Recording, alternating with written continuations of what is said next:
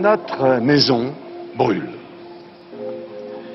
Et nous regardons ailleurs. Bienvenue dans Présage, des idées pour nourrir l'esprit et remettre radicalement en question l'état de notre monde. Je suis Alexia Soyeux et aujourd'hui je vous propose d'écouter l'enregistrement en public du podcast Afrotopique de mon amie Mariemta Moussanang qui a eu lieu le 2 mai dernier à la Gaîté Lyrique. J'ai eu l'honneur de co-animer la soirée avec Someboy Vrenon qui est le créateur de l'indispensable chaîne YouTube Histoire Crépue. Et ce soir-là, c'était une rétrospective sur les 5 ans d'Afrotopique, le podcast qui pense le présent depuis les Suds en général et les mondes africains en particulier. Depuis 5 ans, Mariemta a exploré des idées, elle a fait découvrir des expérimentations, elle a rencontré des chercheurs, des chercheuses et tout un tas de personnes vraiment fascinantes qui rappellent à quel point il est urgent de décentrer nos regards qui sont, il faut bien le dire, presque exclusivement tournés vers un monde blanc, occidental et voire parisien. Les échanges de la soirée ont été très riches, émouvants et vraiment enthousiasmants. Merci encore à Mariemta pour tout ce qu'elle a développé depuis 5 ans et ce qu'elle continue à faire pour nous donner des outils collectifs. Bonne écoute et à très vite. Bonsoir. Bonsoir à toutes et à tous. On est très heureuse ce soir de vous accueillir pour cette soirée rétrospective du podcast Afrotopique. Je suis Alexia Soyeux, j'ai créé le podcast Présage et je suis ce soir avec Someboy Vrenon de la chaîne Histoire Crépue. Et on est hyper content de vous voir aussi nombreux et nombreuses.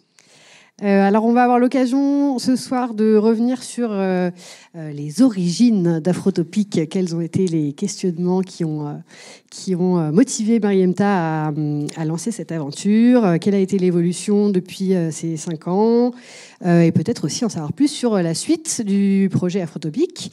Vous aurez aussi peut-être l'occasion ce soir d'en savoir un peu plus sur Mariemta, qui est-elle, quels sont ses réseaux. Vous saurez peut-être laquelle de ces propositions est vraie. Mariemta a-t-elle voulu passer son brevet de pilote d'avion ? Ou bien Mariemta a-t-elle été conseillère spéciale du ministère des Affaires étrangères en France ? Ou bien Mariemta a-t-elle bu des coups avec le ministre du pétrole du Tchad ? Voilà. Vous en saurez plus tout à l'heure.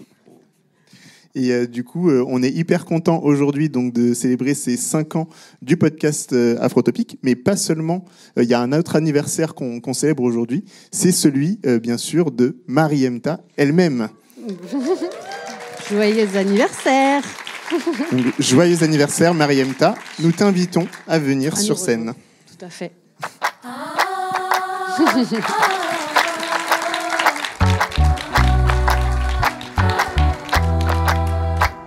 Je pense qu'on va pas chanter joyeux anniversaire, mais ça nous démange quand même.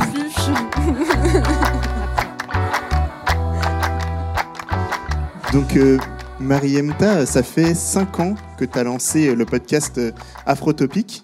Et moi, en fait, je t'ai rencontré, pour faire très simple, en 2019, à un moment où j'étais en train de me renseigner un petit peu sur les questions coloniales. En fait, je connaissais pas encore trop ça. Et j'étais allé à la colonie. Je ne sais pas s'il y en a parmi vous qui connaissent ce lieu. Certaines personnes ont été. C'était un lieu qui était dans Paris, qui parlait de questions justement coloniales. Et là, je vois Mariemta, une personne qui est très assidue à des réunions, qui donne son avis, qui pose des questions, qui propose des choses dans l'association Décoloniser les Arts. C'est la première fois que je la rencontre. Et plus tard, je la recroise dans un événement, un moment, les Gilets Noirs, donc un mouvement de mobilisation en 2019. Et là, elle me parle du podcast qu'elle a lancé, qui s'appelle donc Afrotopique. Est-ce que tu peux juste nous briefer très rapidement sur qu'est-ce que c'est Afrotopique, Mariemta, pour quelqu'un qui ne connaîtrait pas, en 2 minutes, comment t'expliques Afrotopique ? Ouais, déjà, bonsoir à toutes et à tous. Merci beaucoup d'être là, nombreux et nombreuses. Et merci à vous deux, Alexia et Someboy, d'animer cette soirée. Ça me fait très plaisir. Afrotopique, en quelques mots, c'est un podcast d'idées, de pensée critique. Moi, le pitch, c'est que c'est le podcast qui pense le présent depuis les Suds en général et les mondes africains en particulier. Et ce que j'ai essayé de faire pendant 5 ans, ça a été ce que j'ai fait pendant 5 ans, ça a été de donner la parole à des chercheurs, des penseurs, des penseuses, des intellectuels, des artistes, des militants de terrain, des bâtisseurs d'alternatives qui nous permettent de comprendre une problématique de A à Z et souvent même des alternatives à la problématique qui est abordée, quoi. C'est très vaste, c'est des questions d'écologie, des questions d'économie, des questions d'anthropologie, des savoirs vernaculaires aussi. On est passé de des questions de santé. Je pense que dans la première saison, par exemple, j'avais abordé l'épidémie, la pandémie de paludisme, de malaria. Et j'avais découvert qu'en fait, on pouvait éradiquer le palu avec une tisane d'artémisia. Voilà. À chaque fois, quand j'entendais justement le podcast qui démarrait, il y avait une intro, on en parlait tout à l'heure avec Alexia, des intros extrêmement précises, une voix très précise comme ce que tu viens de faire. Mais on a envie de savoir qui se cache derrière cette voix en fait précise et très technique. Mariamta, quel est ton plat préféré? Oh my God. Je n'ai pas été préparée. Quel est mon plat préféré? Écoute, moi j'aime beaucoup les lasagnes que prépare ma maman, qui est dans la salle ce soir. Gros big up à la maman de Mariamta, alors. J'aimerais qu'on l'applaudisse quand même, c'est important.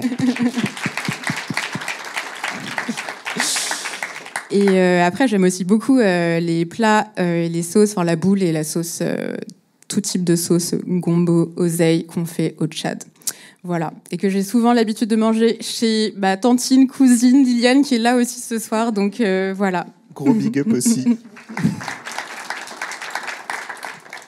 Et merci d'avoir répondu très honnêtement. Et on découvre un peu plus de qui se cache derrière cette voix technique, justement. Moi, quand j'ai écouté la première fois Afrotopique, c'était par rapport à l'écologie décoloniale, un sujet que je connaissais pas. Et tu venais d'interviewer Malcolm Ferdinand, qui est aussi dans la salle et qui posait ces questions-là. Et on va revenir sur ces épisodes petit à petit. Mais juste avant, j'aimerais qu'on présente rapidement ton parcours, mais très très vite. Et après, on va te rentrer dans des questions un peu plus précises.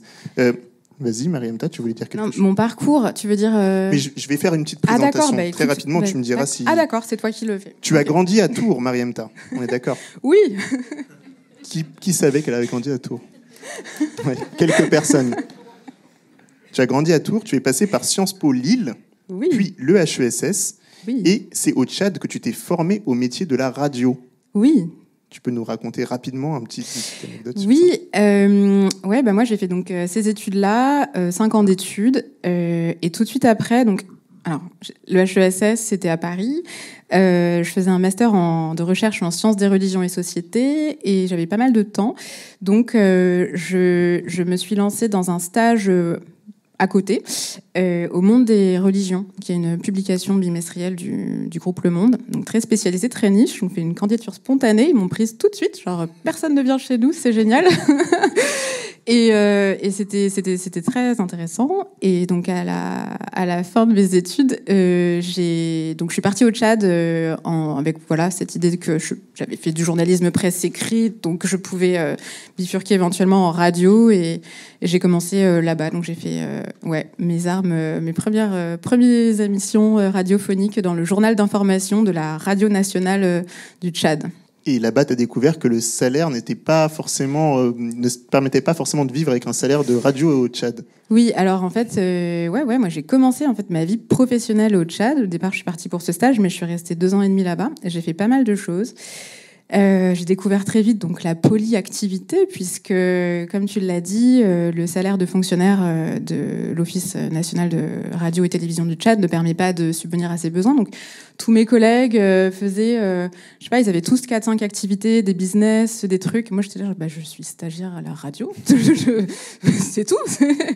Et en fait, assez rapidement, j'ai commencé à m'impliquer, à m'investir. J'ai plutôt été travailler dans des milieux plutôt culturels, et à côté de ça, j'ai commencé à bosser avec pas mal d'artisans, et j'ai fait au départ mes propres sacs à main, chaussures. J'ai fait pas mal de prototypes avec des artisans. Et en fait, chemin faisant, au bout de 2 ans et demi, c'est devenu une marque à part entière. J'ai monté un vrai projet mode. J'ai ouvert une boutique en propre, un atelier en propre et un point de vente dans un grand hôtel. Et ça marche extrêmement bien.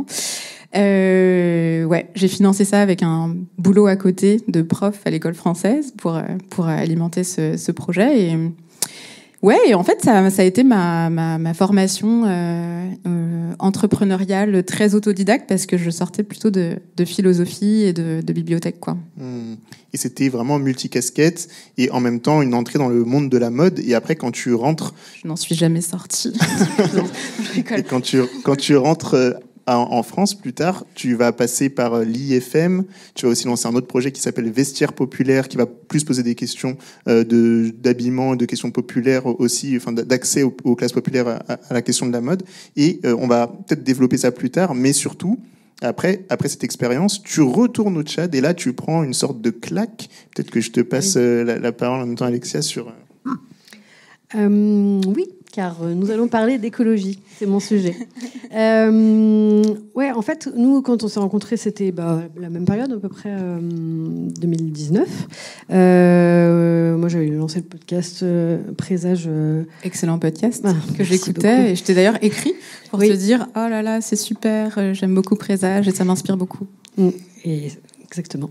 Et en fait, donc, tu me disais que c'est en croisant la question de la prise de conscience de la crise écologique et climatique avec la crise du modèle de développement que tu as eu une sorte d'épiphanie ou de révélation sur le fait que ces crises étaient intrinsèquement mêlées et qu'il allait falloir trouver des solutions très vite.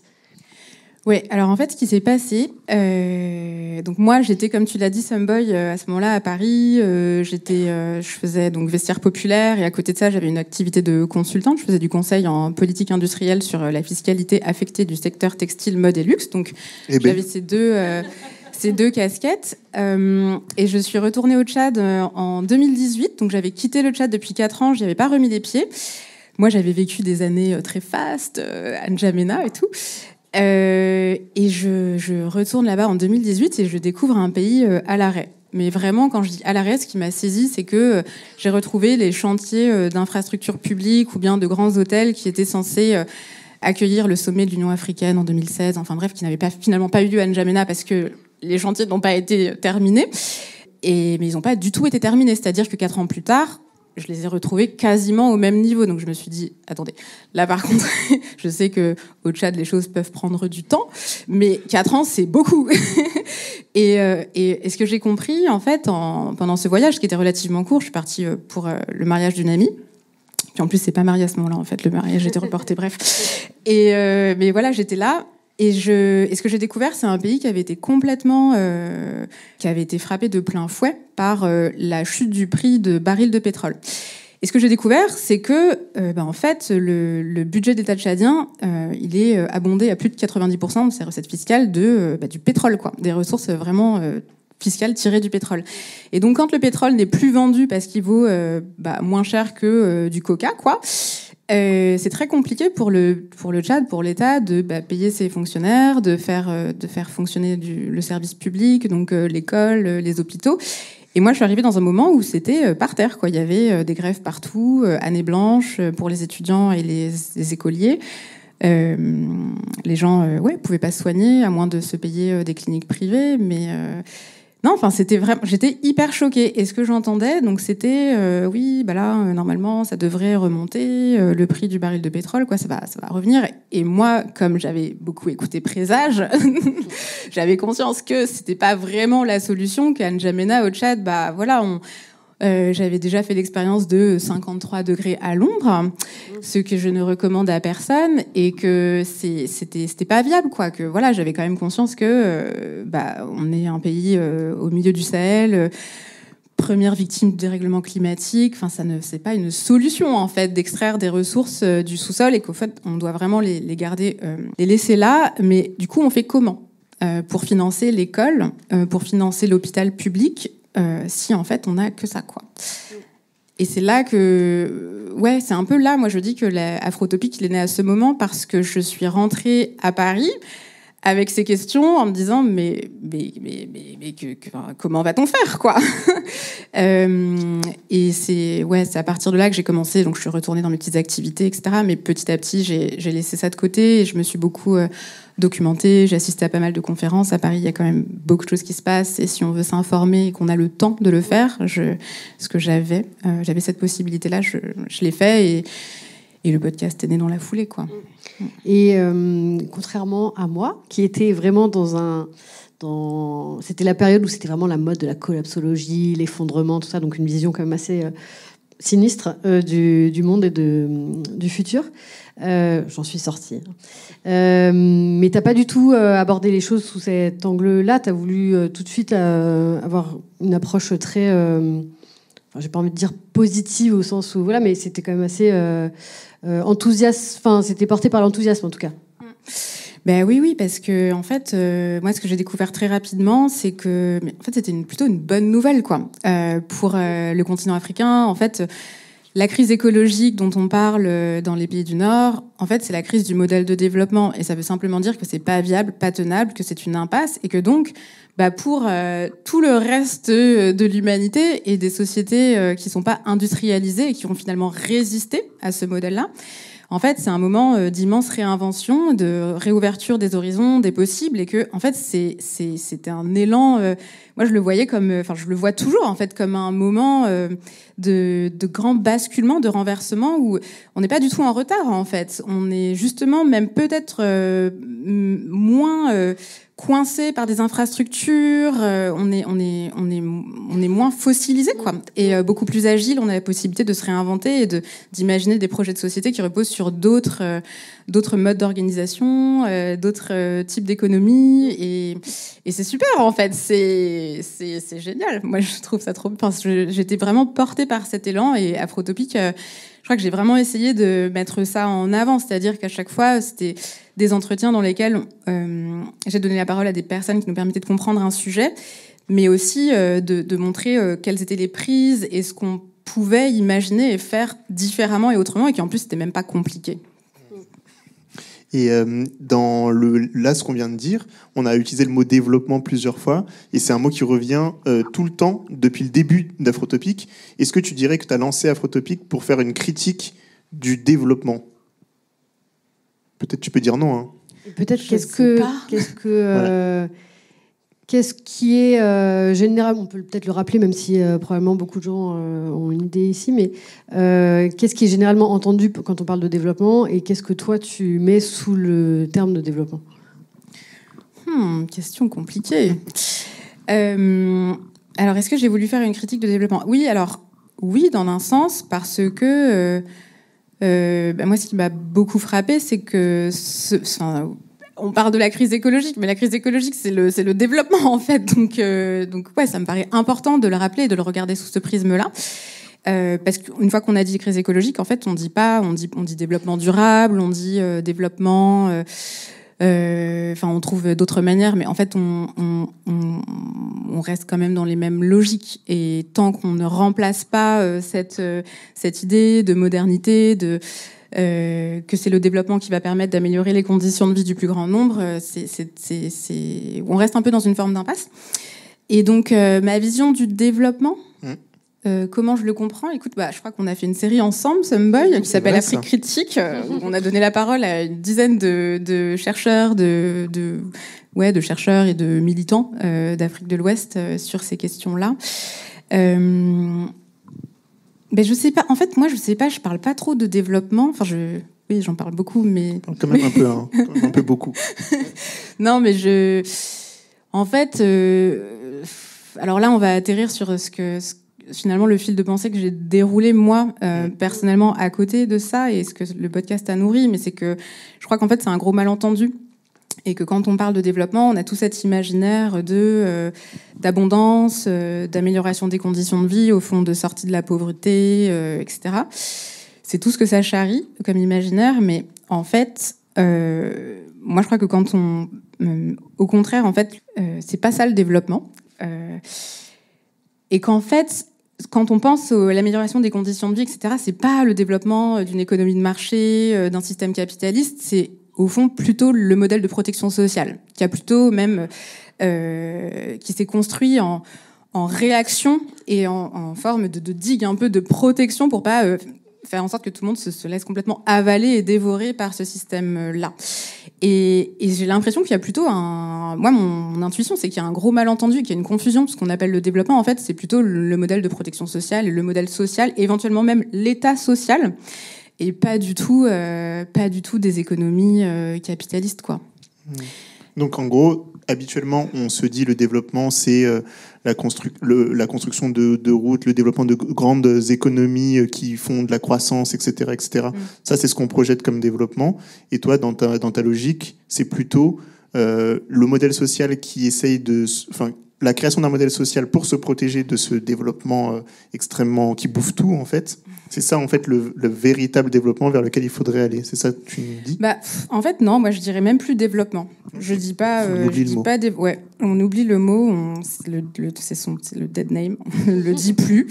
Et je crois qu'il faut plutôt parler de c'est quoi le modèle social qu'on invente, mais plutôt modèle social, en fait. Et important de le qualifier immédiatement et de se dire, en fait, on pense une économie sociale, on pense un modèle social, une protection sociale à l'intérieur de laquelle il y aura des formes, des économies. Mais il faut sortir un peu du logiciel du développement, je crois, très important. Et du coup, c'est des questions et des réflexions qu'on a souvent quand on discute de manière informelle.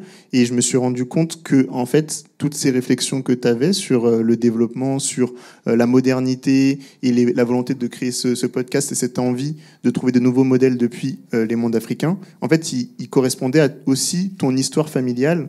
Et on trouvait la raison de cet intérêt que tu avais particulier dans ton histoire familiale. Est-ce que tu peux nous en dire un peu plus ? Quand je dis que le podcast est né, et c'est vrai, le podcast est né au moment où je suis retournée au Tchad et que j'ai été confrontée à cette situation de pays un peu par terre. Mais de fait, j'ai grandi dans une famille qui est très en lien. Mon père est tchadien, ma mère est française, et mes parents ont construit un dispensaire dans le village de mon père. C'est un projet familial qui a occupé énormément de place, qui a drainé énormément de ressources financières, attentionnelles, énergétiques, et que c'est pas du tout. Pour moi, l'enjeu de se dire mais comment est-ce qu'on améliore les conditions de vie du plus grand nombre ou de populations au fin fond du Tchad. En fait, je suis concernée. Je suis vraiment concernée parce que très concrètement. Je peux être sollicitée moi-même pour en tant que relais, que membre de la diaspora, pour financer les études de un tel ou un tel ou plein d'autres situations. Et c'est vrai que moi, ce que j'ai compris en faisant aussi ce podcast et en avançant dans ce travail-là, c'est que j'ai compris aussi que cette forme de solidarité que moi j'avais considéré longtemps comme quelque chose de normal, de culturel, qu'on faisait, que tout le monde fait, que beaucoup de familles diasporiques, dans des dynamiques dans lesquelles des familles diasporiques sont engagées. En fait, c'est un truc qu'on ne politisait pas, mais moi je le voyais vraiment comme une forme d'engagement. J'ai les amis des parents qui sont là aussi dans la salle ce soir, tonton Salomon, tout le monde est quand même aussi très mobilisé et participe à ce projet de dispensaire qui a une maternité, un laboratoire, plein de, des salles de soins, mais ce sont des particuliers en fait. C'est ma famille, ce sont des particuliers qui se retrouvent à faire le service public dans des zones reculées dans lesquelles en fait il n'y a pas de service public de santé et en fait tout simplement où il n'y a pas moyen d'être soigné. Moi, mes grands-parents, je les ai pas connus, mes grands-parents du Tchad, parce qu'ils sont morts très jeunes, très tôt, de maladies bénignes en fait. Et donc la question, ça devient comment est-ce qu'on finance ça, ou comment est-ce que... Oui. Est-ce que tu peux rappeler juste Tu nous disais quand on préparait le montant des transferts d'argent des particuliers par rapport à l'aide internationale. Ouais, bah c'est même écrit sur le site de l'AFD, mais en fait, l'aide publique au développement, en comparaison de l'aide publique au développement là de l'État français par exemple, les transferts des diasporas c'est 3 fois plus important. Ça représente 3 fois le montant de je sais plus combien de milliards d'euros qui sont transférés par les familles et tous les gens qui travaillent, qui en plus souvent sont des travailleurs pas nécessairement ultra qualifiés, qui n'ont pas des gros salaires. Donc il y a plein de questions en fait politiques qui se posent. Pourquoi est-ce qu'on défiscalise pas ça ? Enfin, c'est vraiment des vrais sujets, quoi. Et c'est en mettant le nez dans toutes ces questions. Enfin, ça, tu t'en es rendu compte en fait assez tard que toutes ces réflexions que tu avais tracées avec Afrotopic, toutes les personnes que tu as rencontrées qui t'ont permis de mettre les jalons d'une pensée. Et à un moment, tu as rencontré Nadine Machikou, ce que tu nous disais dans un des... Et là, tu as eu une sorte de connexion de toutes ces choses que tu pensais. Moi, ça m'a beaucoup nourri. Ça a été un travail qui m'a nourri, qui a nourri et m'a permis de répondre à des questionnements que j'avais. Sinon, j'aurais pas fait de podcast. Nadine Machikou, oui, qui est politiste camerounaise. C'était une rencontre hyper intéressante. Elle a fait une communication aux Ateliers de la Pensée en 2022. Qui s'appelait Post-Colonial Burnout, Way In, Way Out. Et moi, j'ai réalisé qu'en fait, on était complètement en burn-out post-colonial, parce qu'on se retrouve à être les quelques piliers sur lesquels reposent en fait des familles à rallonge, des situations d'urgence sociale, sanitaire, des mauvaises récoltes, des inondations, des soins, et les parents, des familles, se retrouvent sollicités en permanence et c'est très difficile. Elle expliquait comment c'était compliqué. En plus, tu peux pas dire non, faut pas perdre la face. Donc, mais qu'en même temps, on est dans des mécanismes qui ne fonctionnent plus, puisque on n'est plus dans du don, du contre-don et on n'est plus dans la possibilité d'être dans la réciprocité, ce qui est important pour qu'une relation soit une relation saine, en fait, et pas asymétrique.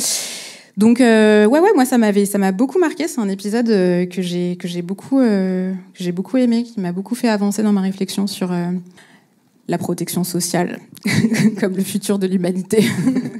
Et là, c'était pour vous donner un peu des aperçus des réflexions actuellement qui t'animent aussi après avoir fait 5 ans de ce podcast, mais plus directement là, quand tu prépares un épisode, t'as eu cette espèce de mind blow avec Nadine Machikou. Ça t'arrive souvent sur tes épisodes de te dire waouh, j'ai découvert un truc. Qu'est-ce qui t'amène à aller choisir telle ou telle personne, tu vois, pour préparer un épisode d'Afrotopic ? Alors, il y a eu plusieurs choses. La première saison, c'était beaucoup. Je pense que j'ai essayé de faire un grand programme. Reprendre les bases, faire une grande fresque avec des questions vraiment d'anthropologie, d'écologie, d'économie, de vraiment poser un peu le décor, puis après d'aller un peu plus dans les saisons suivantes dans des questions plus précises. Voilà, j'essaye de trouver à chaque fois l'intervenant ou l'intervenante. Beaucoup des intervenantes maintenant, c'est vrai qu'Alexia, tu m'avais fait la réflexion qu'il y avait beaucoup d'hommes dans Afrotopic au début. C'est vrai, peut-être aussi parce que c'est les personnes les plus visibles en fait, plus accessibles, plus médiatisées aussi dans un premier temps. Et en fait, en cherchant, j'ai trouvé plein d'autres personnes passionnantes et beaucoup de femmes dans cette dernière saison, notamment dans les dernières saisons. Écoute, qu'est-ce qui me... moi, je vais toujours sur un... Ouais, c'est toujours parce que la personne a la possibilité de répondre à une problématique très précise qui fait sens et qui s'inscrit dans ce fil de pensée que j'ai construit et qui rentre dans le cadre, et parfois des petits pas de côté. Je sais pas, je fais ce que je veux en fait. C'est mon podcast. Et est-ce que tu penses que tu as fait le tour des questions que tu voulais aborder dans Afrotopic ? Qu'est-ce que tu nous réserves pour la suite finalement ? Écoute, oui, moi je pense que j'ai fait le tour des questions qui m'intéressaient et que j'arrive à un moment où je pense que j'ai balayé pas mal de choses. Et qu'après, bien sûr, je continue à lire des livres, mais je suis pas obligée de faire des podcasts derrière dessus. Et je crois que j'ai un peu saisi que moi, les enjeux qui m'intéressent beaucoup, c'est notamment ces questions d'imaginer la protection sociale. Parce qu'en fait, le véritable mouvement d'émancipation du XXe siècle, ça a été la construction, au fond, de l'État social et de la construction de la protection sociale, qui repose sur plusieurs piliers, mais notamment les conquêtes du droit du travail, le service public et la sécurité sociale. Et quand on se déplace dans des sociétés qui ne sont pas des sociétés salariales, la question se pose complètement différemment. Donc on n'est pas sur le droit du travail me permet d'accéder à ça. Et moi, c'est un peu le sujet aujourd'hui. Voilà, c'est pas le développement, mais c'est plutôt comment est-ce qu'on construit une protection sociale dans des sociétés non salariales. Moi, c'est un nouveau projet de vie. C'est la question qui m'intéresse aujourd'hui. Et maintenant, je crois que j'ai fait une grosse exploration. Je pense que moi, ça m'a donné des repères. J'ai plein de références. Enfin, je me repère très rapidement dans. J'ai des grilles d'analyse, qui me permettent de décrypter des choses facilement, des situations ou des projets ou même des discours, tu vois, des discours ou une certaine vision des choses. Et j'ai envie de passer plus à l'expérimentation. Moi, j'ai envie de faire. Puis, comme je vous l'avais dit en intro, j'ai aussi plus un profil entrepreneurial. Moi, j'aime bien créer, j'aime bien prototyper, j'aime concevoir un peu des systèmes, des réseaux. Et ça me manque, en fait. Et le podcast, il m'a beaucoup permis de m'outiller, de réfléchir. Je pense que c'est bon. Et j'ai envie de passer plus à une phase d'expérimentation et de pouvoir le faire dans des cadres qui sont adaptés. Je vais pas continuer à faire du podcast. Puis l'idée, c'était pas seulement de parler. Le travail intellectuel, c'est hyper bien, c'est important, mais ça doit nourrir l'action. Pour moi, c'est la réflexion. Elle doit être toujours très articulée à l'action. Et c'est vrai que j'ai envie je pense à court, moyen terme, de retourner au chat, de remonter des projets un peu plus structurants. Du coup, peut-être que certains ne savaient pas que c'était un peu la fin du podcast Afrotopique. Vous le découvrez comme ça. Dur. Ouais, difficile. C'est un peu un cycle, donc là, 5 ans. C'est l'anniversaire et en même temps un peu les derniers mots d'Afrotopique. Sous cette forme, effectivement. Ouais. Il y a encore un épisode du cycle Penser l'économie depuis les Suds le mois prochain, qui sera très bien. Mais j'allais demander, comme tu parlais de cadres dans lesquels tu peux t'insérer, qui sont concrets, qui permettent d'agir, tu as beaucoup été marqué aussi par la rencontre de Emmanuel Ndione, notamment. Peut-être que tu peux parler de ça, à quel point ça t'a... Enfin, c'est aussi quelqu'un qui est dans les épisodes, que tu as interviewé. Oui. Mais...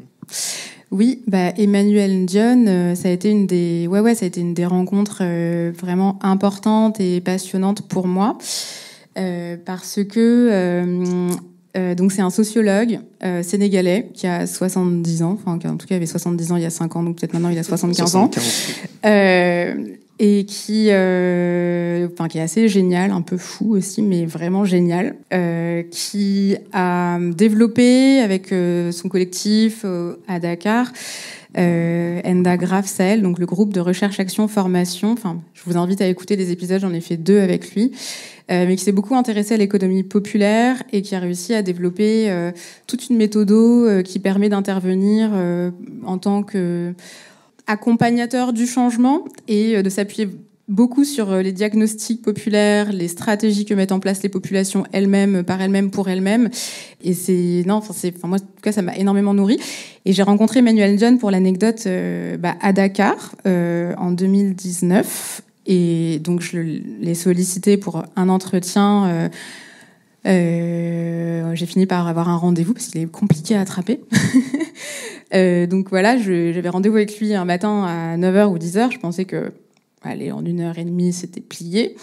Et en fait, je suis repartie à 18h et le lendemain matin à 10h, j'étais en réunion avec toute l'équipe. Et puis en fait, un mois plus tard, je m'installais 6 mois pour bosser avec Endagraph et travailler sur toute la documentation, parce qu'ils ont beaucoup documenté et beaucoup autopublié leurs travaux. Et ça a été passionnant. Et moi, je me suis dit qu'en fait, c'était, comme j'avais dans un coin de ma tête cette idée de monter un programme d'entrepreneuriat social et environnemental, mais adapté aux réalités, aux contraintes de la jeunesse sahélienne. Je me suis dit qu'en fait, c'est la seule personne qui pouvait m'outiller pour un peu penser ça. Et de fait, ça m'a énormément nourri, énormément apporté. Et c'était Serge Latouche à Paris qui m'avait parlé d'Emmanuel Ndione. Donc, c'est rigolo, quoi. Tout ce boucle. Et qui lui aussi, en fait, Serge Latouche avait été assez inspiré par le travail d'Emmanuel Ndione à Dakar. Et il y avait une autre question ? Non, j'avais pas d'autres questions. Mais peut-être que je vais poser une question plus générale sur le podcast. T'es pas forcément quelqu'un qui aime, je sais pas, faire du montage, des stories, des posts, etc. Techniquement, comment ça se passe le montage d'Afrotopic du coup ? Techniquement, comme vous avez pu l'écouter, c'était compliqué au début. Non, écoute, au début, j'ai commencé de manière très autonome, autodidacte, donc c'était pas terrible. Je monte assez peu, je coupe assez peu. Quand j'avais de l'argent, je déléguais ce travail à Victor Donati, qui a beaucoup travaillé avec moi toutes ces années. Et donc le montage. Mais du coup, tu prends plus de temps à écrire ou à préparer? Qu'est-ce qui te prend le plus de temps? Alors c'est intéressant parce que je pense que tous les podcasts sont différents. Moi, j'ai fait un podcast documentaire, en fait. Donc, ça veut dire un énorme temps de travail, de préparation. Moi, c'est 90% de préparation. Après, l'entretien en lui-même, c'est le moment de l'encapsulage. Mais en soi, j'ai souvent vraiment balisé, délimité, construit toute une trame à partir de mon questionnement, parce que parfois, je vais voir quelqu'un qu'on a beaucoup entendu et qui s'est beaucoup exprimé, qu'on connaît par cœur. Enfin, je sais pas, je pense à Philippe Descola, ou des gens qui sont très médiatisés.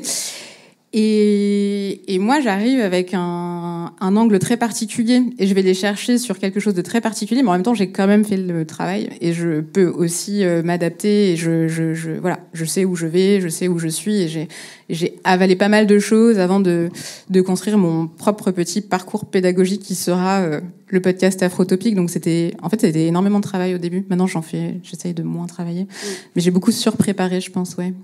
Bonne élève. Car tout ça, c'est du travail. C'est du travail. C'est donc une question financière aussi. Est-ce que, je sais pas, je pense que c'est aussi intéressant de parler de l'aspect financier des choses, comment ce travail est rémunéré ou pas, quel est l'équilibre financier que toi t'as que j'ai construit avec Afrotopic. Ouais, écoute, au début, j'ai commencé le podcast j'ai pas cherché à le faire, le financer. Au départ, je l'ai commencé vraiment comme ça. Quand j'étais à Dakar, donc assez rapidement, je suis partie au Sénégal, donc j'avais un job à côté, donc j'ai pas tout de suite cherché à le monétiser, quoi. C'était pas trop l'esprit. Et puis moi, je voulais vraiment faire un podcast qui soit accessible à tous, et gratuit, sans publicité. Quel enfer la publicité. Enfin, vraiment. Mais en même temps, c'était moi qui, par ailleurs, le finançais, en fait. Donc, ce que j'ai fait la deuxième année.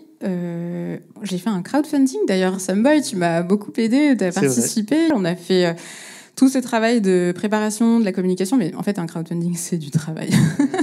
Et d'ailleurs, je remercie il y a les 300 personnes qui ont participé à ce crowdfunding en 2021, qui nous a permis de réunir presque 25 000 € pour faire toute la saison, payer le studio à Dakar, acheter du matériel. Et voilà, je sais qu'il y a tous les amis, les parents des amis, les amis des parents, les amis des amis, les auditeurs et auditrices que je ne connais pas. Mais en tout cas, merci beaucoup, parce que ça c'est important, en fait, de pouvoir, je pense, compter sur la communauté qui...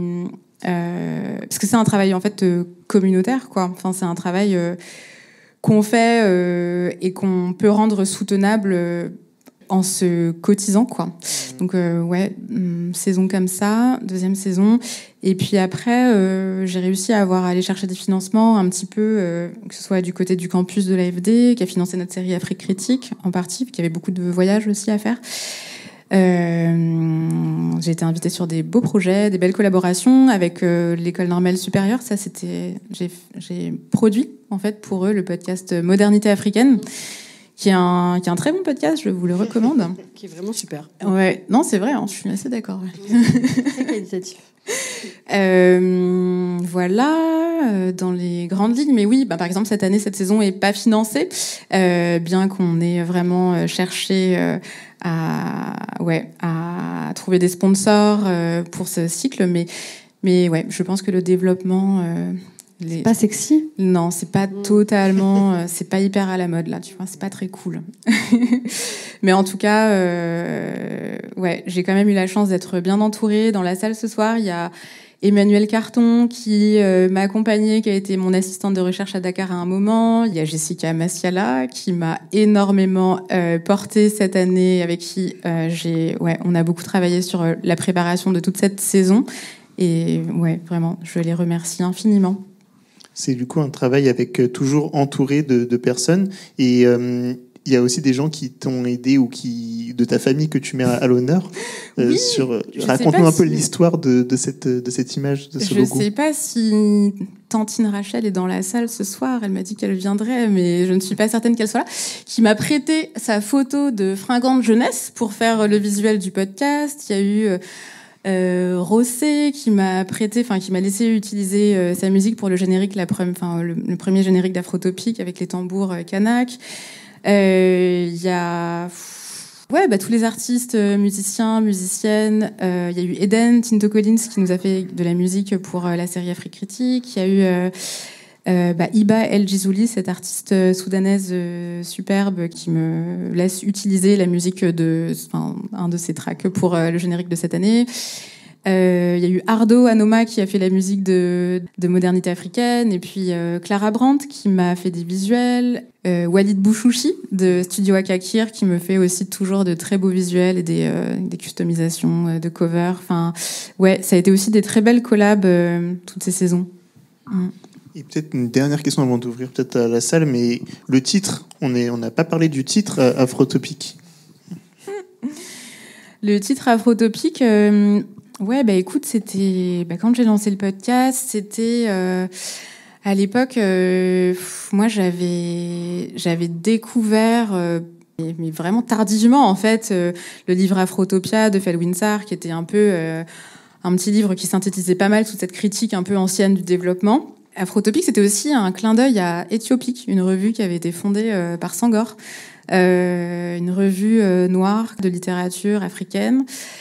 Et puis j'ai beaucoup truffé mes intros de références à Césaire, à Fanon. Enfin, il y avait c'était très chargé en fait. J'ai mis beaucoup et je me suis beaucoup appuyée sur d'autres aussi, je pense des figures qui me paraissaient sans doute aussi plus légitimes.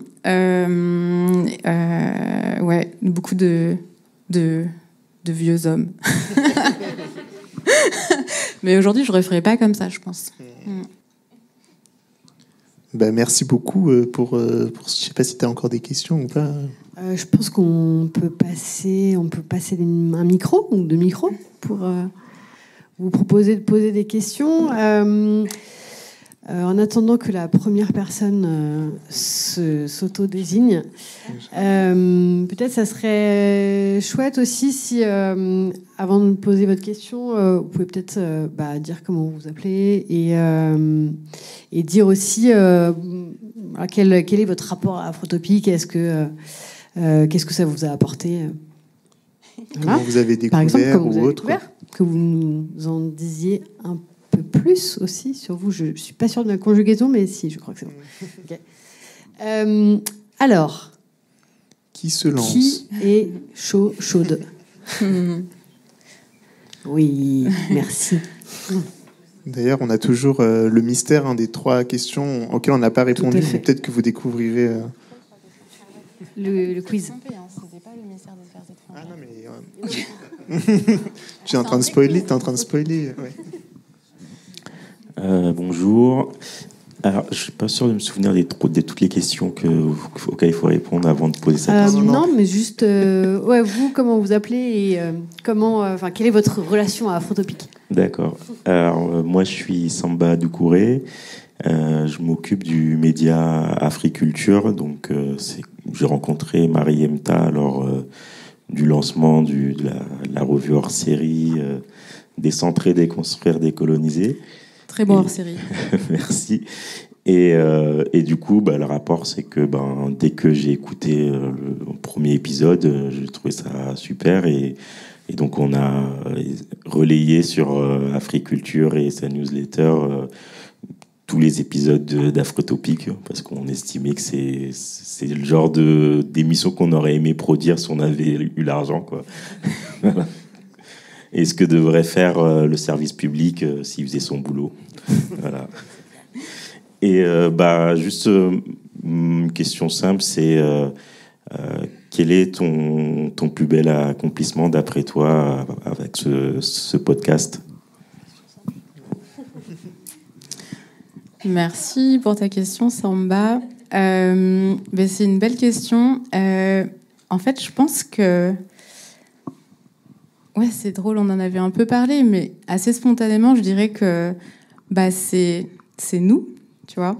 C'est de s'être rencontrés. Moi, Someboy, on est devenus des très bons amis, on bosse beaucoup ensemble. Enfin, il y a un compagnonnage. Alexia aussi, tu vois, on se suit, je pense qu'on est en train aussi de s'organiser. Ça nous a permis de nous rencontrer déjà, d'échanger beaucoup, mais de construire en fait, de grandir ensemble et de nous relier avec à partir de sujets qui nous tiennent à cœur et qui nous... Je pense qu'on est au début, en fait, même de quelque chose qu'on n'a pas encore totalement... qu'on n'a pas du tout épuisé. Et pour moi, ouais, le bel accomplissement, je pense que c'est ça, c'est le nous qui se construit, le nous collectif. Même vous, les auditeurs, auditrices, les personnes qui se sont reliées ou la communauté qui s'est construite aussi d'écoute, mais en fait de communauté de vision, qui s'est petit à petit construite autour du podcast, qui a plus de des centaines de milliers d'écoutes, et c'est beau. Moi, je trouve ça c'est une des belles choses que m'a apporté le podcast. Et Samba, tu sais, je sais pas si tu te souviens, mais je t'avais écrit après la soirée du lancement, t'en as pas parlé là. Mais moi, là-bas, j'ai dit, écoute, j'ai un projet. J'avais un article, parce que j'avais enregistré un entretien, j'avais fait une interview, et je l'avais transcrite, et je t'avais proposé de la publier dans Africulture, et tu m'as snobé, en fait. Tu m'as pas répondu. Ça et en fait, je l'ai proposé à un autre média en ligne qui, pareil, m'a dit ouais, faudrait peut-être revoir. Je me suis dit, attendez, vous êtes des médias en ligne, c'est pas Télérama, je sais pas quoi. Et en fait, j'ai repris mon épisode, mon entretien, j'ai gardé la version, l'enregistrement en fait, et c'est devenu mon épisode manifeste 0 épisode. En fait, je vais faire mon truc moi-même. C'était juste avant le lancement en fait. Ouais, c'était... En fait, ça n'avait pas commencé parce qu'à l'époque, je voulais même pas faire un podcast. C'était plutôt vraiment, j'ai fait cet entretien, je trouve qu'il est extrêmement bon. Vous devriez le publier, tu vois. Enfin, est-ce que tu veux le publier? Ça t'intéresse vraiment? Enfin, gratuitement en plus. J'arrête. Merci Samba.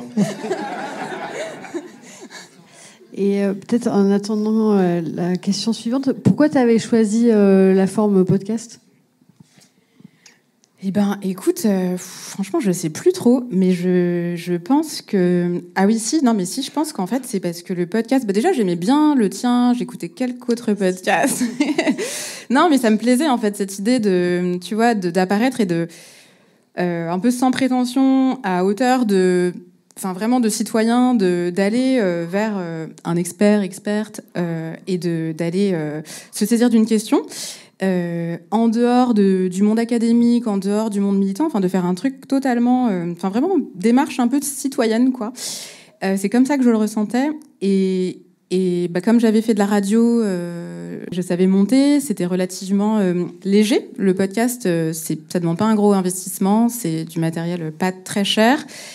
T'es autonome, tu fais le truc à ton rythme. Et puis, non, mais franchement, je saurais même plus dire pourquoi. Mais puis ça permet, je vais répondre à ta place parce que merci Alexia. Tu l'as déjà dit. Ça permet de rendre accessible aussi des savoirs qui sont parfois, tu vois, dans des gros livres. Ah oui.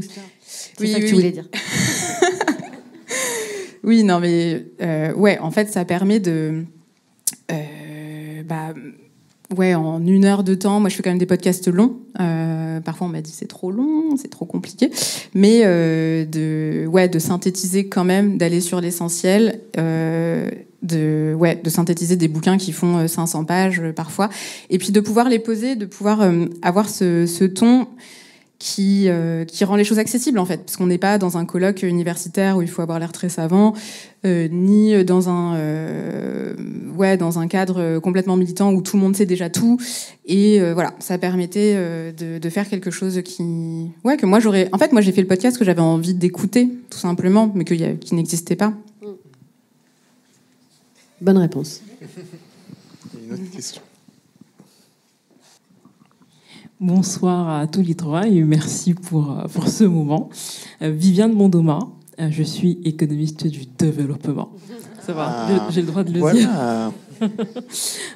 Et je suis aussi la fondatrice de Ukuzola, donc qui est un co-living solidaire en direction des entrepreneurs sociaux et environnementaux dans les pays en développement. J'ai rencontré Mariemta assez récemment et du coup j'ai binge audio le podcast très récemment. J'ai pas eu le temps de tout écouter, mais déjà j'ai eu le temps d'être impactée, notamment par l'épisode avec Françoise Vergès sur sa manière de décrire comment les populations qui ont une vision civilisationniste, cette vision-là en fait traverse toute leur philosophie, leur manière d'interagir avec les autres. Et ça m'a notamment intéressée parce que on constate que ça traverse aussi leur position sur les thématiques écologiques dans le monde. Et moi, donc, je ne sais pas si j'ai le droit de poser 2 questions, mais donc je vais quand même tenter. Ma première, c'est que 5 ans d'engagement, c'est quand même long. Comment est-ce que toi, tu as trouvé, surtout que les podcasts, c'est pas rémunéré, je crois. Comment est-ce que tu as trouvé les ressources de pas lâcher? J'imagine qu'il y a eu plein de difficultés et que peut-être tu as eu envie d'abandonner. Voilà, qu'est-ce qui t'a nourri pendant ces 5 années? Ma deuxième question, c'est que ce podcast réinterprète notre réalité en partant des Suds. Et du coup, comment est-ce que dans les Suds, ce podcast est reçu? Merci pour les 2 questions. Alors là, je vais commencer par la deuxième. Je pense que c'est assez étonnant. Moi, au début, je voyais beaucoup parce que j'étais hébergée sur SoundCloud, qui est un map monde et qui te permet de voir où est-ce que tu es écouté. Et c'était fou de voir que le podcast était écouté partout dans le monde. Et après, évidemment, par des communautés francophones. Je crois que c'est beaucoup la série de vidéos qu'on a faite avec Someboy qui a été très écoutée, en fait très regardée sur le continent africain. Et ça se lit dans les commentaires, en fait. Beaucoup de gens qui vivent en Afrique de l'Ouest, qui ont regardé, qui ont découvert, en fait, aussi des penseurs, des penseuses du continent qu'ils ne connaissent pas parce que ces personnes n'ont pas nécessairement écrit de livre. Donc ça, c'était aussi, je pense, un projet important et structurant, tu vois, d'archivage, de savoir et de mémoire et de parole qu'on a réussi à encapsuler. Donc ouais, j'ai pas. Après, moi, j'interagis assez peu parce que discuter avec des gens sur Instagram ou moi, j'ai pas trop le temps de répondre aux messages ou de répondre à des commentaires ou quoi. Donc pauvre communauté. Elle n'a pas le temps. Pauvre communauté. Non, mais c'est du travail aussi, en fait. Donc pas de souci. Hein, mais donc j'ai pas trop engage with my community. Mais oui, il y a eu beaucoup. Enfin, moi, j'ai habité à Dakar pendant 2 ans et demi. J'ai enregistré des épisodes au Mali, au Sénégal. J'en ai pas enregistré au Tchad. À chaque fois, ça a aussi essaimé autour de la communauté des personnes qui sont interviewées. Et c'est beaucoup aussi comme ça que ça fonctionne. Donc, je pense que c'est au fond, les épisodes que j'ai beaucoup enregistrés sur le continent africain, qui ont été écoutés beaucoup par des Africains, des Africaines. Voilà pour la réception. Après, c'est toujours plutôt des bons messages. Enfin, très bons retours. Enfin, les gens sont toujours très très contents de découvrir des idées, des savoirs, et surtout aussi des chercheurs qui leur ressemblent, quoi. Chercheurs, chercheuses. Et pour la question financière, on en a un peu parlé. Oui, ça n'a pas été évident. C'est pas. Je pense que ouais, en effet, c'est du travail, quoi, en fait. Un podcast, c'est surtout un podcast documentaire, et c'est très compliqué de faire financer peut-être 3 semaines de travail de préparation et 1 semaine de réalisation de post-production. En fait, ça devrait être un travail salarié. Ça ne l'est pas. C'est très compliqué de faire comprendre à des institutions ou des sponsors que, en fait, on doit financer toute la chaîne de valeur du travail qui rend ça possible. Donc ouais, je pense que j'atteins. C'est aussi un travail qui peut se faire dans de bonnes conditions quand il est bien financé, quoi. Et c'est aussi pour ça que moi j'atteins les limites de la forme podcast, à la fois sur les sujets qui m'intéressent, mais aussi très clairement sur le fait que c'est trop de travail non rémunéré. Enfin, du coup, c'est trop de travail que je finance moi-même.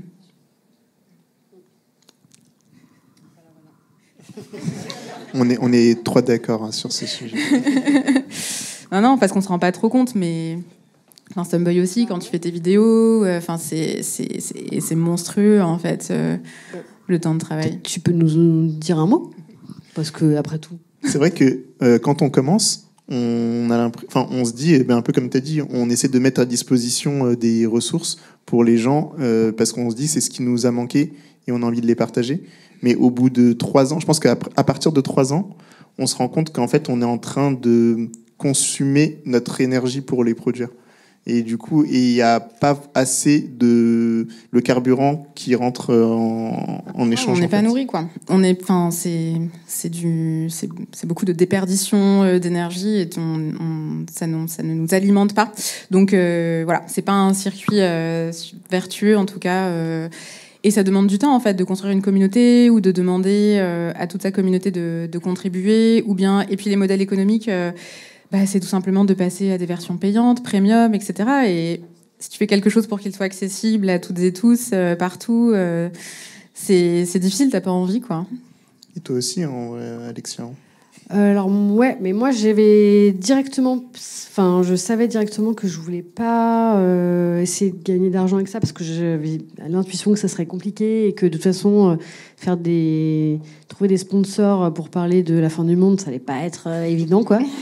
Donc, voilà. Donc, j'ai tout de suite décidé que ça serait du travail gratuit et bénévole. Mais non, mais c'est vrai, en plus, assez vite, j'ai trouvé mon job, et du coup, c'était une sorte de contribution. Et voilà. Ouais, parce que toi, t'avais commencé, t'étais au chômage. Ouais. Et moi, un truc que j'ai oublié de dire, c'est que il y a Marie-Ange, ma marraine, qui est dans la salle, et qui a aussi beaucoup contribué indirectement à rendre ce podcast possible, puisqu'elle m'a prêté un appart à Paris pendant plusieurs années, ce qui m'a permis de pouvoir me permettre de ne pas avoir un travail alimentaire à côté. Parce que c'est ça aussi, en fait. Il y a vraiment une matérialité très concrètement qui fait des choses et qui peut se permettre de créer.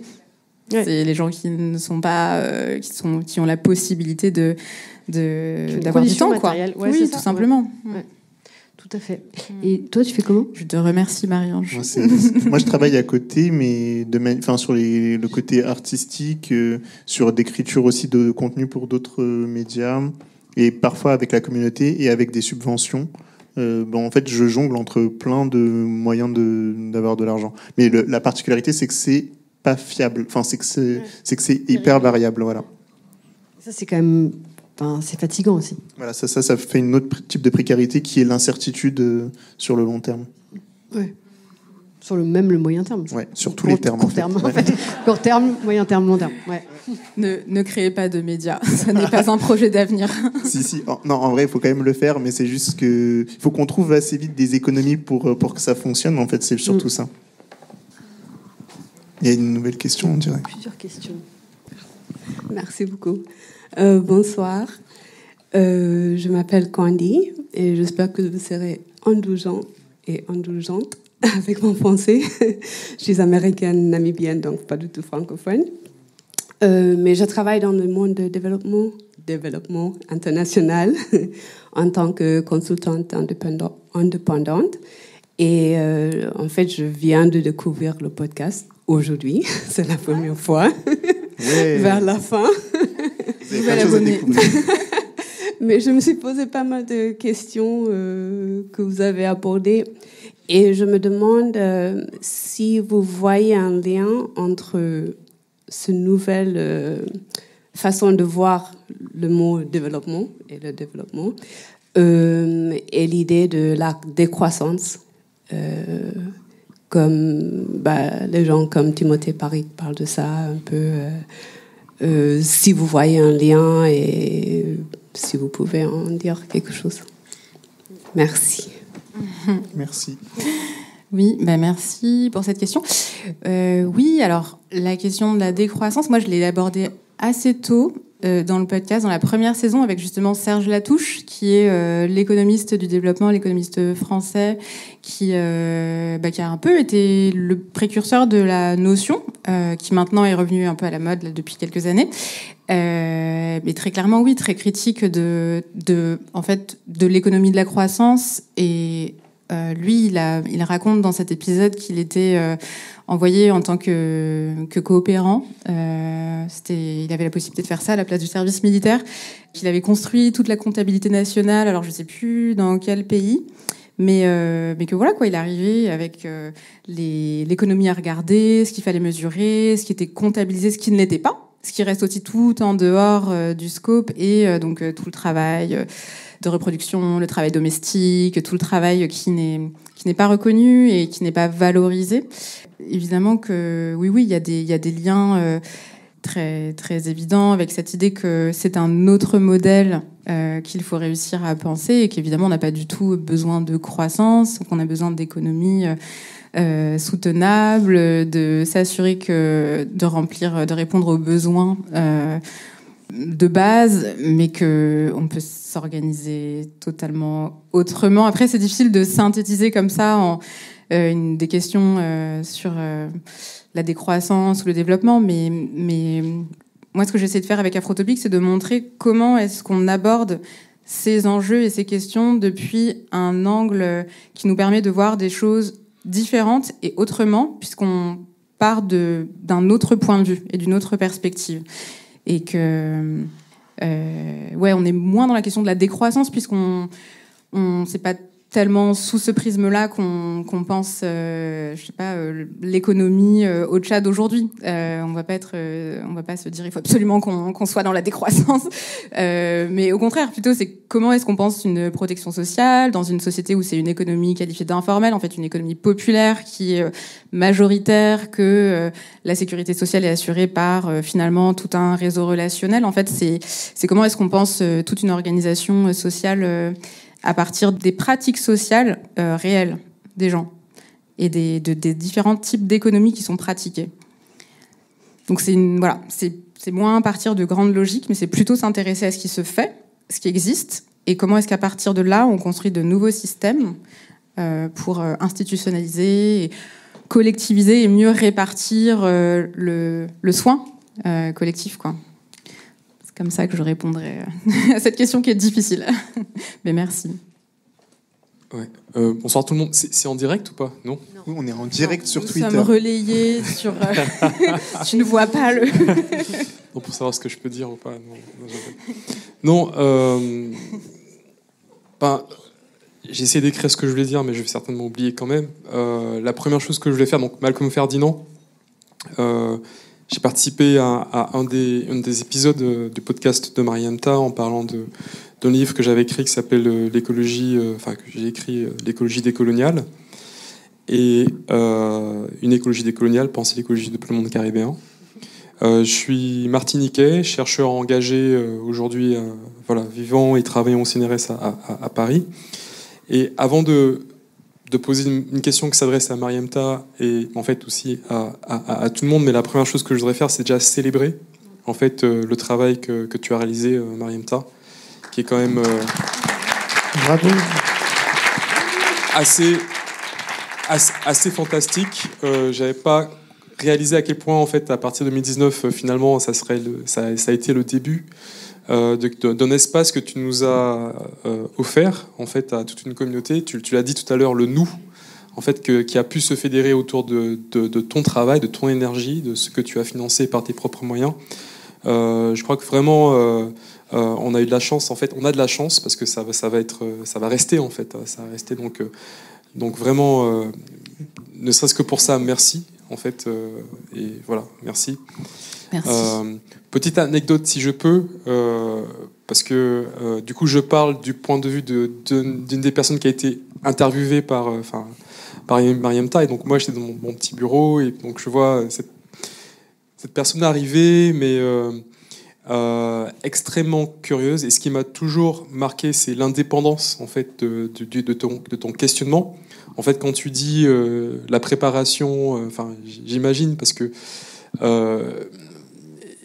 qui a été énorme. Moi, j'ai eu l'occasion de faire d'autres entretiens, d'autres interviews, d'autres podcasts. Mais la précision, la documentation et la façon dont tu as abordé mon travail, je l'ai rencontré nulle part ailleurs. Non, mais il faut souligner les qualités quand on les voit. Par ailleurs, en tant qu'homme noir travaillant sur la question d'écologie, je crois que Mariemta était la seule femme noire à m'avoir interrogé, à m'avoir interviewé. Donc ça dit quelque chose aussi de l'espace dans lequel tu as eu à évoluer pour pouvoir faire ton travail. Donc pour ça aussi, ça mérite d'être célébré. En plus de ça, ce podcast que tu as réalisé avec moi, il a donné lieu à cette restitution, donc à une restitution qui a eu lieu à Paris en 2019, à laquelle j'ai même des membres de la famille ont pu participer. Enfin, c'était vraiment un moment. Et donc, c'est un moment où tu crées des scènes sur la toile avec le podcast, mais là aussi, tu crées une scène physique depuis 2019. Là, ce que tu as pu faire aussi cette année avec la Gaieté Lyrique, en fait, c'est aussi génial parce qu'on se retrouve là. Même si on ne se parle pas, on peut se regarder un petit peu, on peut se pousser un peu pour trouver la place, etc. Et donc, voilà. Alors, déjà, merci. C'est vraiment énorme et on ne prend pas encore la mesure de ce que tu as pu nous offrir. Et la question que je te pose, mais aussi que je nous pose, c'est finalement, qu'est-ce qu'on fait ? Qu'est-ce qu'on fait ? On a une des nôtres qui nous dit qu'elle s'est épuisée à la tâche pendant 5 ans pour rendre possible un espace où on pouvait se fédérer et se reconnaître. Qu'est-ce que nous, on fait face à ça ? Seumboy parlait de la colonie barrée, qui a été un espace qui, à un moment donné, permis à certains de se retrouver. Voilà, je l'ai fréquenté aussi, cet espace. Là, tu nous annonces que finalement, Afrotopic, à un moment donné, tu as épuisé ce que toi, tu pouvais faire. Mais la question... Alors, je sais que tu as d'autres projets. Si tu peux, si tu veux nous en parler, je suis évidemment très intéressé. Mais la question que je nous pose à nous qui sommes ici ce soir et à celles et ceux qui vont peut-être écouter cet épisode, c'est qu'est-ce qu'on fait pour que nous, ici, y compris en France, y compris en Ile-de-France, y compris à Paris, on puisse aussi avoir un espace pérenne où on peut aborder un ensemble de discussions, où on peut soutenir et héberger le travail de Seumboy notamment et d'autres podcasts, où on puisse se retrouver, trouver une communauté pensante, agissante, noire et afro-diasporique. Voilà. Une question un peu large et je te laisse répondre comme tu peux. Merci.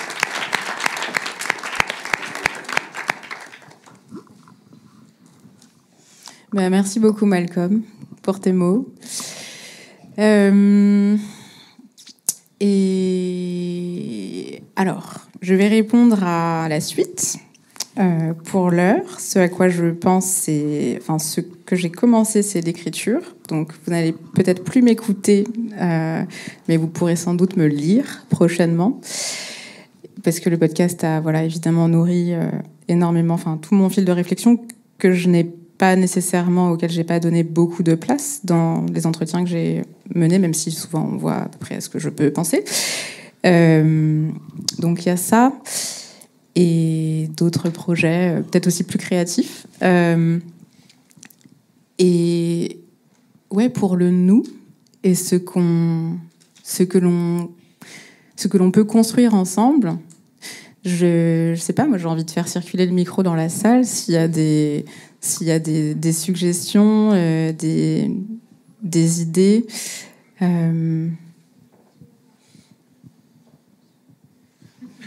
C'est vrai que tu as déjà beaucoup donné, donc peut-être que les gens peuvent aussi avoir des petites pistes.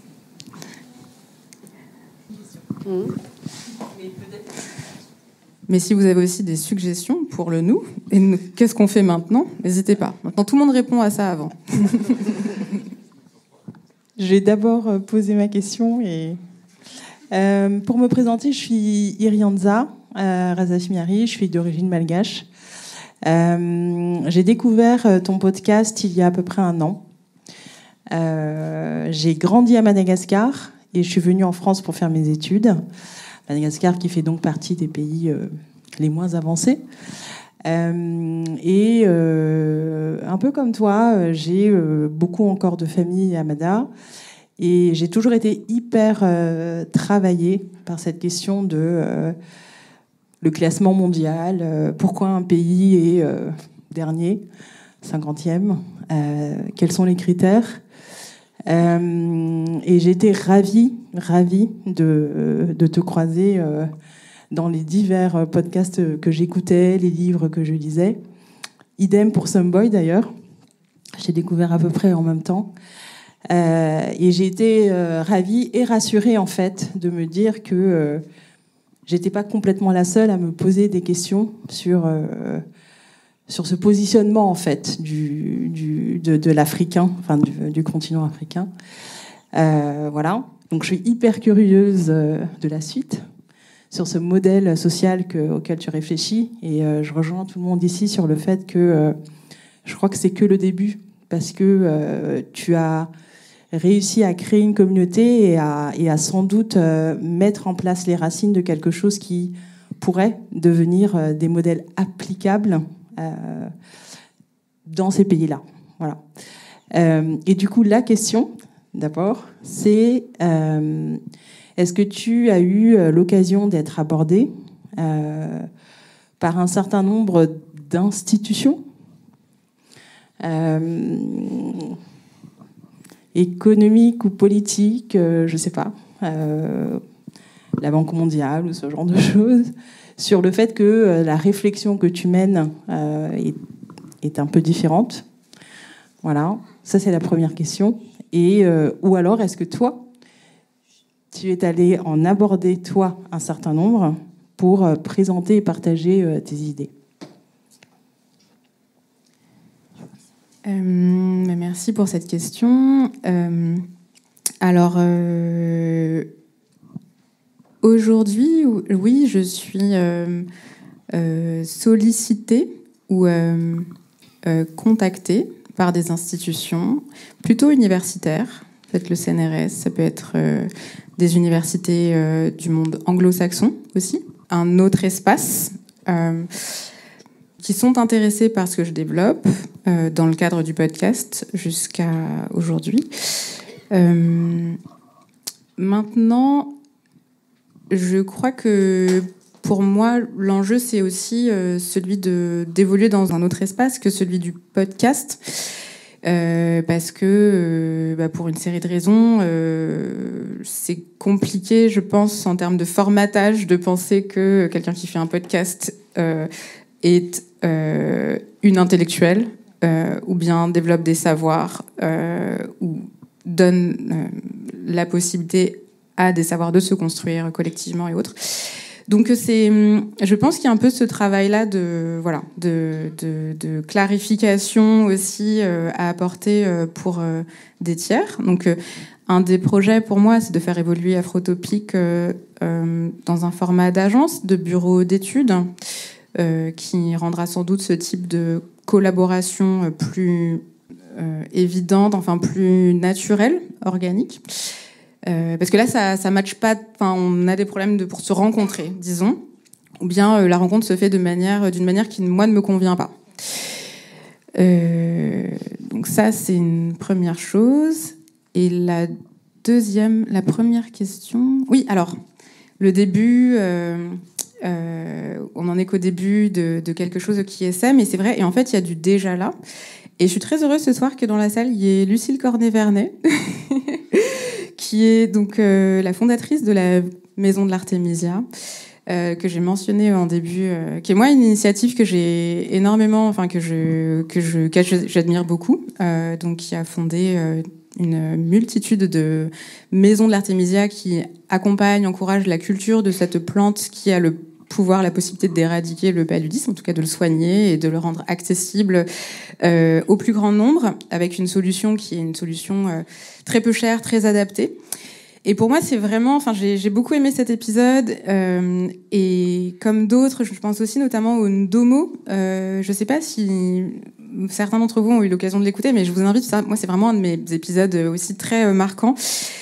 C'est une entreprise, une sorte d'école-entreprise, qui s'est construite sur la transposition des différents types de travail dans les sociétés agricoles mandingues, et qui les a adaptés, enfin qui a adapté ces différents types de travail dans le format d'une entreprise moderne, et donc qui propose aux travailleurs de travailler individuellement sur leurs travaux perso, de travailler collectivement sur les travaux de l'entreprise au global, d'avoir aussi un système d'apprentissage. Et en fait, moi, c'est ce que j'ai trouvé de plus édifiant comme modèle, très adapté aux réalités locales. En plus, ça parle à tout le monde. Enfin, ça s'inscrit vraiment dans la logique des populations. Donc, enfin...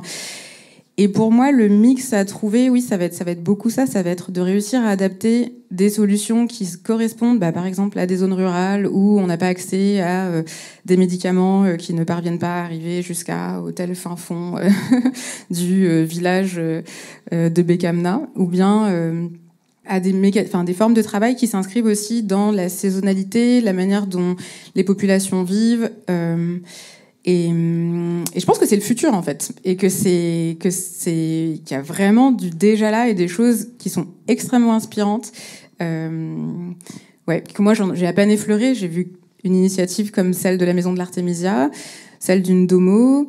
Il y a un épisode que j'ai pas diffusé, mais sur la voûte nubienne aussi, l'association qui construit avec des techniques d'Égypte ancienne qui permettent de conserver la chaleur à l'extérieur, d'ensuite de la ramener la nuit, etc. Enfin, et qui propose des solutions aussi un peu par palier, éventuellement très peu chères si on construit soi-même à partir de la terre de son lopin de terre. Enfin, voilà. Donc je crois qu'il va y avoir une multitude et plein d'échelles et une grande créativité institutionnelle qu'il va falloir réussir à mettre en place.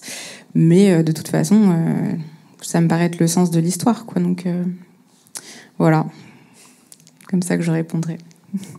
Peut-être une dernière question. Elle est là. Elle est là. Faut vous leviez bien la main. La question est là. Monsieur est là. La question est là. Bonjour, moi je suis Abdul Bachir Gallo-Danzama.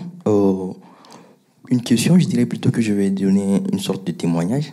Je suis l'archétype d'un étudiant en Afrique de l'Ouest, dans les sciences sociales, qui se rend compte qu'il y a quand même un déphasage entre ce qu'on lui apprend, dans le cadre académique et la réalité qu'il subit chaque jour.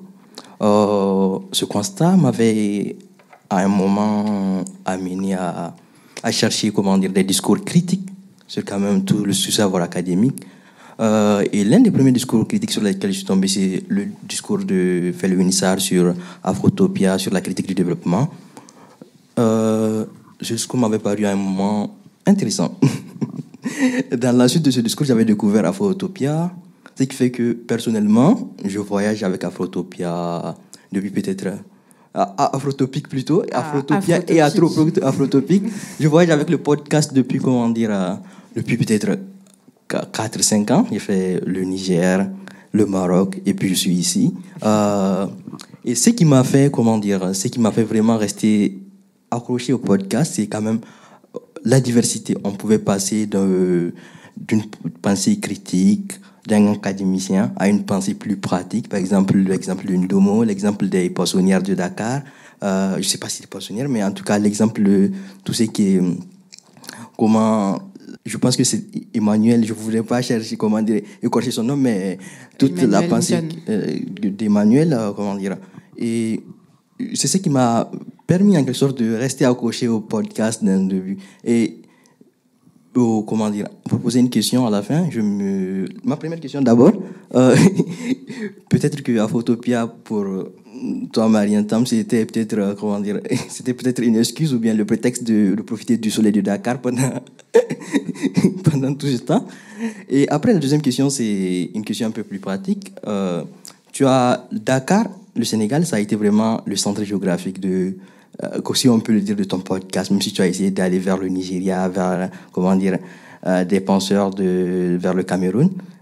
Pour quelqu'un qui a des origines un peu tchadiennes, comment dire, à l'intersection entre l'Afrique occidentale et l'Afrique centrale, mais on n'a pas, comment dire, c'est comme si on ne retrouve pas beaucoup de traces de cette zone géographique dans tout ce que tu as développé dans ton podcast. C'était un choix, c'était, je sais pas, c'était tes lectures, c'était ta documentation qui faisait ça, ou bien, il y a d'autres raisons qui t'ont amené à choisir ce chemin-là. J'espère que c'était pas trop décousu, merci. Non, merci. Un vrai fan. Ils sont là, mes auditeurs.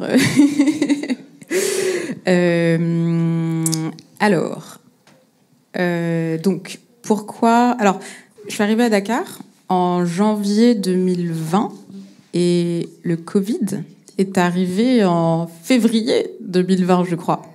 Donc, février-mars, enfin... J'étais censée rester 6 mois et finalement, je suis restée beaucoup plus longtemps. Donc, il y a eu aussi un effet... quelque chose un peu indépendant de ma volonté, disons. Puis après, on n'était pas confinés à Dakar, je vais pas me plaindre, c'était plutôt sympathique d'être là-bas, cette période. Ouais, je pense que c'est pas évident d'aller, déjà de voyager sur le continent. Moi, j'ai pu aller à Ségou, voir le Ndomo, mais c'était déjà pas hyper conseillé de prendre la route. Aujourd'hui, je pense que je pourrais pas y aller. Traverser entre, je sais pas, le Tchad, aller au Nigeria ou quoi. Enfin, c'est pas pareil. Enfin, je vais pas aller au lac Tchad. Enfin, c'est pas facile. Les vols intérieurs en plus coûtent extrêmement cher. Voilà. Je pense en revanche qu'il y a pas mal de choses hyper intéressantes et des choses à documenter. Mais ça demande, une fois de plus, ça demande vraiment du temps et de l'investissement. Moi, souvent, quand je suis allée sur des lieux, dans des terrains comme le Ndomo, mais en fait, je crois que j'ai passé une semaine à Ségou. J'ai fait des podcasts. D'ailleurs, j'ai même pas nécessairement fait toujours des podcasts sur des situations que j'ai explorées, que je suis allée voir. Je pense notamment à une asso communautaire qui fait du reboisement de la mangrove dans le Ciné Saloum au Sénégal et qui a pensé tout un système de pépinières intégrées aux champs des cultures vivrières, etc., enfin des populations, et qui fabrique aussi des foyers améliorés, du charbon de paille, enfin bref, plein de techniques comme ça. Mais j'ai pas fait d'épisode dessus. En fait, c'est pas forcément, d'une part, facile de trouver. Ensuite, moi, j'aime bien savoir de quoi je parle. Donc, voilà, quoi. Il faut que je puisse avoir le temps de documenter et de pouvoir véritablement voir les choses aussi. Et pas écouter ce qu'on me raconte. Donc, ouais, non, il y a plein de raisons à cela. Mais c'est aussi que l'Afrique de l'Ouest, Dakar ou Abidjan, en fait, c'est juste beaucoup plus accessible et beaucoup plus facile de s'y déplacer, d'y aller. Il y a d'autres espaces qui sont un peu plus intenses ou qui demandent quand même d'être un minimum soutenu, accompagné, protégé aussi. Et ce qui n'est pas le cas quand on fait un podcast, donc voilà.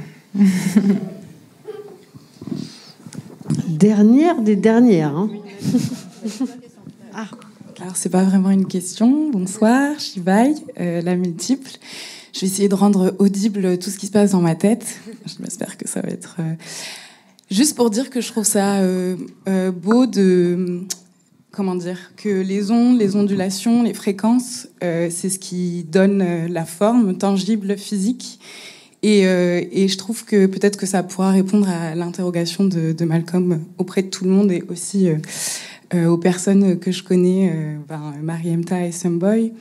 C'est s'autoriser aussi à muter, transmuter, et en fait de savoir dire qu'à un moment donné on s'épuise à certains endroits, mais c'est pour redonner une énergie à un autre endroit tout en restant interconnecté dans son soi, être ancré et aussi interconnecté ensemble. Et voilà, qu'est-ce qu'on doit faire nous en tant qu'individus et nous en tant que groupe.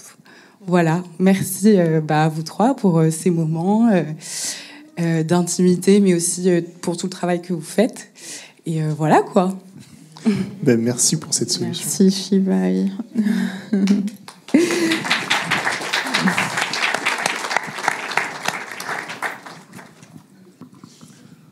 Oui, bonsoir, je m'appelle Chris Massamba. J'ai connu votre podcast pareil, dès 2019. Et en fait, ce qui m'a marqué, ce qui me marque toujours maintenant, c'est le fait que le travail que vous avez fait, en fait, rentre dans l'ère du temps, dans la grande période de transformation qu'on subit aujourd'hui et que l'Afrique, surtout l'Afrique de l'Ouest, vit aujourd'hui.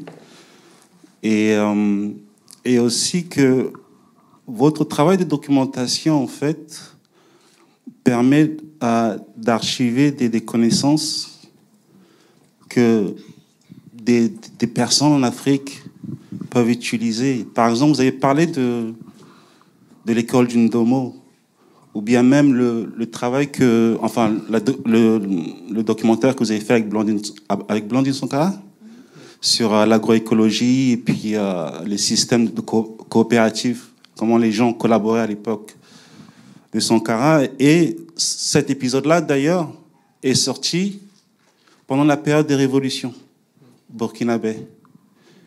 Un peu avant, je dirais. Un peu avant ou entre les deux. On va dire dans la zone. Et aujourd'hui, le travail qui est fait au Burkina Faso, justement, c'est de remettre en place une structure sociale, économique, qui est basée autour de la coopération. Et justement, ce que j'ai trouvé fascinant, c'est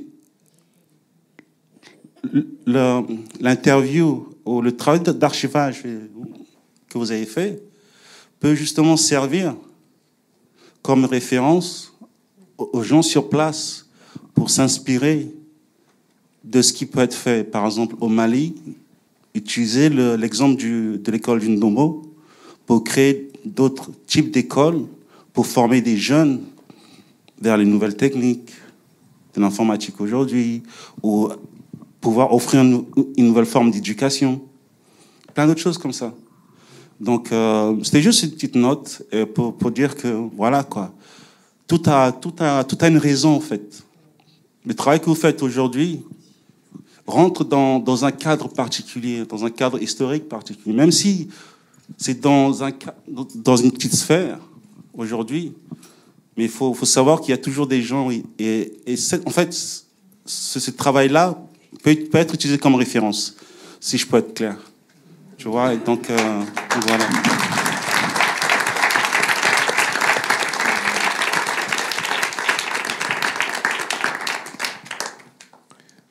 J'ai envie de dire merci beaucoup pour cette dernière intervention. Merci Shivaï pour la solution du nous et des ondes. Et merci Mariemta d'avoir répondu à toutes les questions. J'imagine que c'était un moment qui t'a fait du bien et qui était assez émouvant aussi.